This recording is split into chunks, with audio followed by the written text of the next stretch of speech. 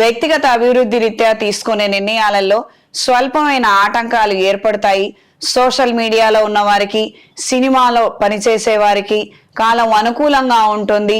మంచి అవకాశాలను అందుకోగలుగుతారు. కళా సాంస్కృతిక రంగాల్లో ఉన్న వారికి కాలం అనుకూలంగా ఉంటుంది. పిల్లలకు సంబంధించినటువంటి బరువు బాధ్యతలు లేదా వాళ్ళ అభీష్టం మేరకు కొన్ని విషయ వ్యవహారాలలో ధనం ఎక్కువగా ఖర్చు చేసే విధంగా పరిస్థితుల్లో మార్పులు ఏర్పడవచ్చు. ఇది మీరు ఊహించినటువంటి ఒక పరిణామంగా పరిణమిస్తుంది.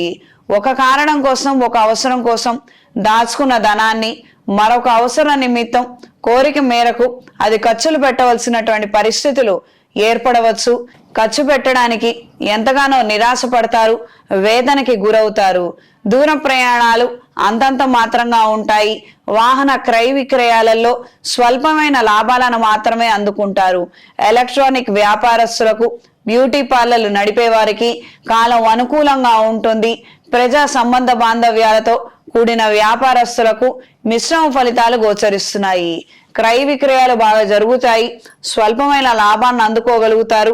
మళ్ళీ పెట్టుబడులకు మీ చేతిలో ధనం నిలుస్తుంది. ఆరోగ్య విషయంలో మాత్రం అప్రమత్తంగా ఉండండి. నిర్లక్ష్యం పనికిరాదు.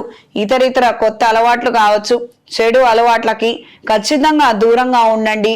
వీటి ద్వారా మీకు ఏ ఉపయోగం ఉండదు.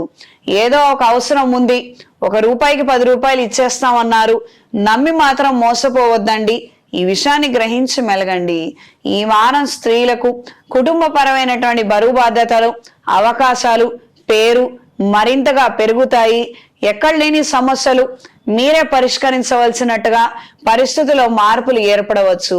దూర ప్రయాణాలు, ఆకస్మిక ప్రయాణాలు అంతంత మాత్రంగా ఉంటాయి. వెళ్ళిన ప్రతి పనికి ఏదో ఒక ఆటంకం రావటం, అవతల వాళ్ళు లేకపోవడం కావచ్చు, టెక్నికల్ ఇష్యూస్ కావచ్చు, మనం వెళ్ళేటప్పటికి అది ఆలస్యం అయిపోవడం కావచ్చు.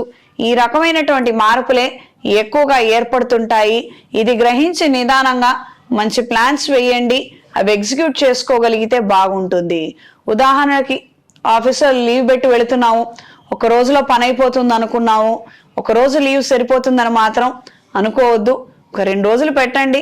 అటు ఇటు ఆలస్యమైనా మీరు అందుకోగలుగుతారు.